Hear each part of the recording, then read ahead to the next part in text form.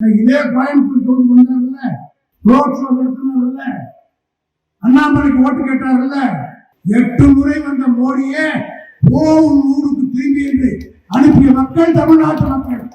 RS. Bharathi அவர்களை பொறுத்தவரை சில பேர்லாம் அரசியல் ரிட்டையர்மெண்ட் ஏஜ் வைக்கணுங்கண்ணா, 70, 65, 75 அப்படின்னு. அந்த ரிட்டையர்மெண்ட் ஏஜை தாண்டிட்டோம் அப்படின்னா புத்தி பேதலித்து விடும் என்பதற்கு ஒரு ப்ராப்பரான உதாரணம் ஆர்.எஸ். பாரதி. அதாவது ஏஜெல்லாம் தாண்டி இன்னும் அறிவாலயத்தினுடைய கொத்தடிமையாக, நான் அதுக்கு பதில் சொல்லணும் கரெக்டாக கேட்டீங்க, அறிவாலயத்தினுடைய வாசல்ல அவர் வயசு என்னங்கண்ணா, என் வயசு என்ன, என் வயசுக்கு ஆர்.எஸ். பாரதியை பற்றி நல்லா பேசவே கூடாது. ஆனால் அவர் பேசக்கூடிய வார்த்தை, நான் கோயம்புத்தூரை பார்த்தேன் அந்த பப்ளிக் மீட்டிங் முடிச்சுட்டு ப்ரெஸ் மீட்டில், அவ்வளவு தரம் தாழ்ந்த வார்த்தைகளை பயன்படுத்துகிறார். இதுக்கு தான் டங் கண்ட்ரோல் இல்லை, நாவடுக்கம் இல்லை.